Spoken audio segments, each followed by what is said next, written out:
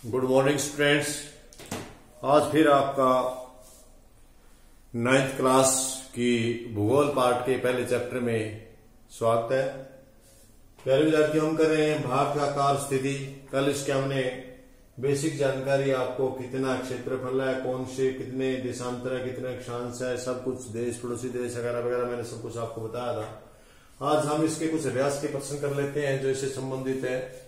इसमें जो पहला प्रश्न दिया वो ये है कि सर्वोदय अरुणाचल प्रदेश के पूर्वी भाग, ये अरुणाचल का पूर्वी भाग है, पूर्वी भाग में गुजरात के पश्चिमी भाग, गुजरात का ये पश्चिमी भाग हो गया, में सूर्य 2 घंटे यानी यहां 2 घंटे पहले उदय है इसकी अपेक्षा।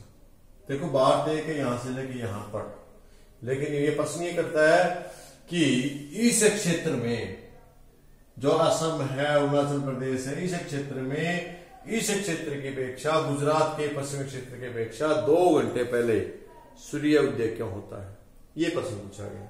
तो देखिए स्टूडेंट्स, आपको पता है कि हमारी पृथ्वी है वो घूमती है, वो अपनी धुरी पर घूमती हुई सूर्य के चारों ओर चक्कर काटती है।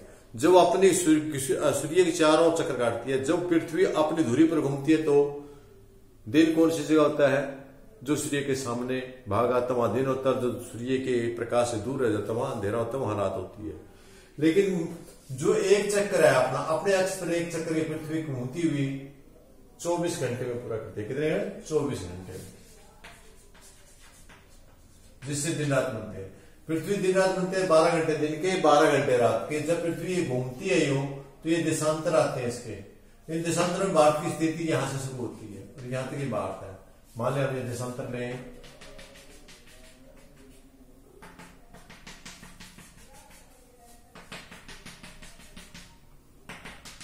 ये देशांतर है, ये काल्पनिक है, कोई ऐसे नहीं है, हमने मान लिया। और ये यहां ये इस प्रकार के 30 देशांतर है।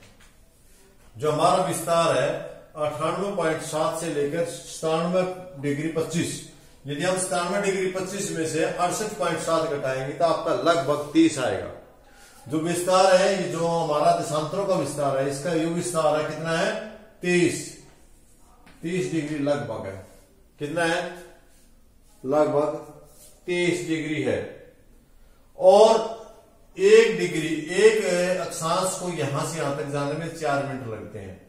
जैसे ये अक्षांश था हमारा, एक अक्षांश यहां आया और एक अक्षांश यहां आया, अक्षांश यहां आया, इस प्रकार 30 है। एक अक्षांश से दूसरे अक्षांश तक पहुंचने में कितना समय लगता है? 4 मिनट।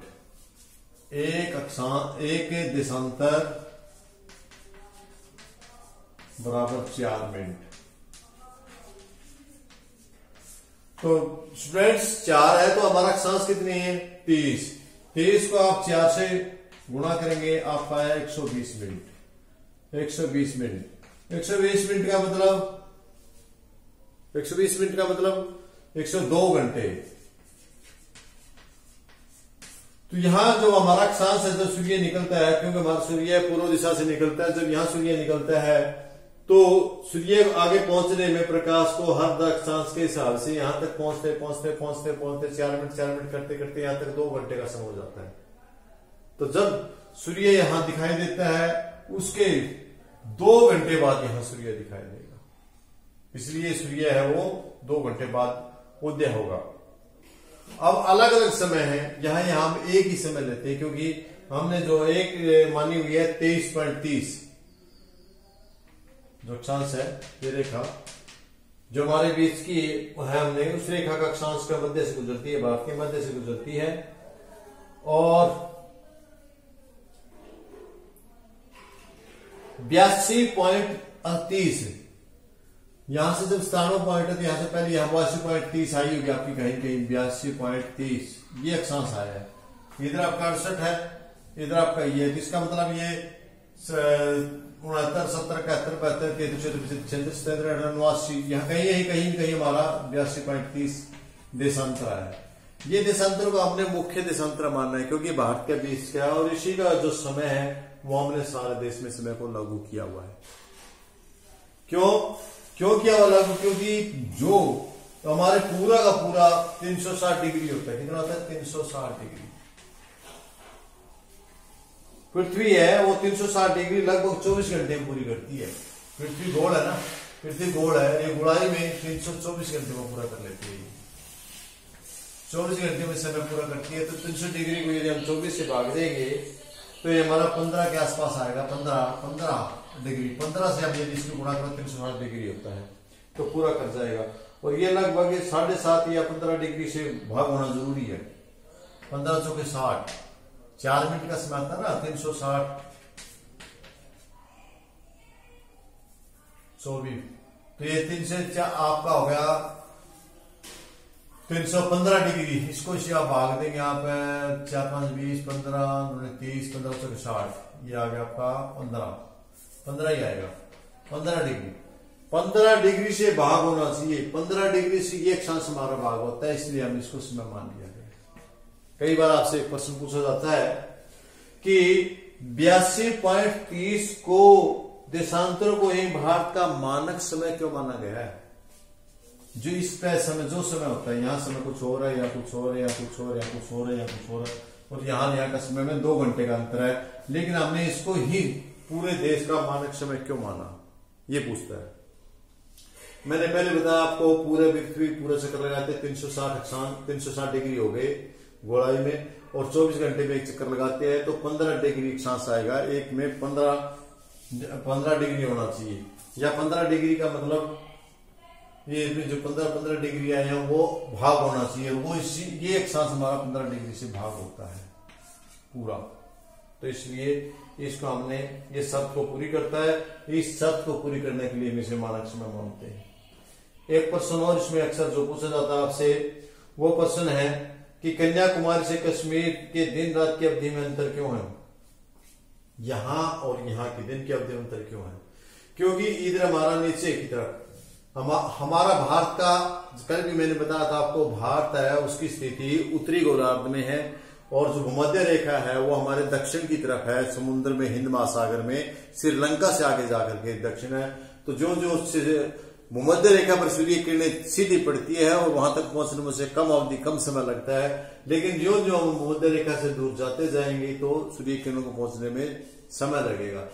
आपका समय जम्मू कश्मीर में और भी समय लगेगा। आपको देखा होगा, आपने देखा है सर्दियों के समय में हमारा सूर्य लगभग हमारा दक्षिण दिशा में होता है, और उत्तर में कम होता है। उत्तर में कभी भी नहीं जाता, दक्षिण में जाता है, या हमारे ऊपर सिर के ऊपर शिखर पे होता है। गर्मियों में हमारे ऊपर होता है सिर पे, और सर्दियों में पश्चिम में उसमें होता है। इसका कारण यह है कि हम सूर्य से उत्तर में है।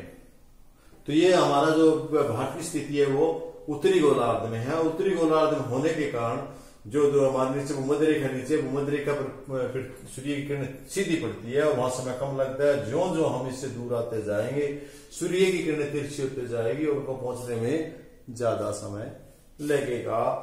तो इसलिए जम्मू कश्मीर या कन्याकुमारी में तो जल्दी पहुंच जाएगी, और इसमें उनको ज्यादा गुड़ाई में आज चली जाएगी। पृथ्वी इस तरह गुड़ाई है तो उसको ज्यादा समय लगेगा। तो मेरे ख्याल में आपको ये समझ में आ गया होगा आपको। तो इसके बाद इसका कोई मेरे ख्याल में कोई इतना खास महत्वपूर्ण एक है प्रश्न है, हिंद महासागर में भारत की केंद्रीय स्थिति क्या क्या फायदा? जो हमारा ये हिंद महासागर है, यहाँ नीचे हिंद महासागर है, इसका हमें क्या फायदा हुआ? इसका यह फायदा हुआ कि हमारा विदेशों के साथ संबंध बन गया, व्यापारिक केंद्र हो गए। यहाँ पर बहुत सारी बंदरगाहें हैं इसके ऊपर, कहीं मुंबई है, कांडला है, ये कलकत्ता है, चेन्नई है, इस तरह बहुत सी हमारे बंदरगाहें हैं जिनके कारण हमारे विदेशों के साथ व्यापारिक संबंध बन गए और व्यापार लोगों के साथ आना जाना, एक देश से यूरोप से, पश्चिमी देशों से, दक्षिण पूर्वी एशिया से बहुत सारे लोगों द्वारा जल मार्ग के रास्ते से हमारे व्यापारिक संबंध और सांस्कृतिक संबंध हो गए हैं। तो स्टूडेंट्स यही आज के थे। इसमें मेरे ख्याल में इससे पाठ से संबंधित सभी प्रश्नों को हमने हल कर लिया है।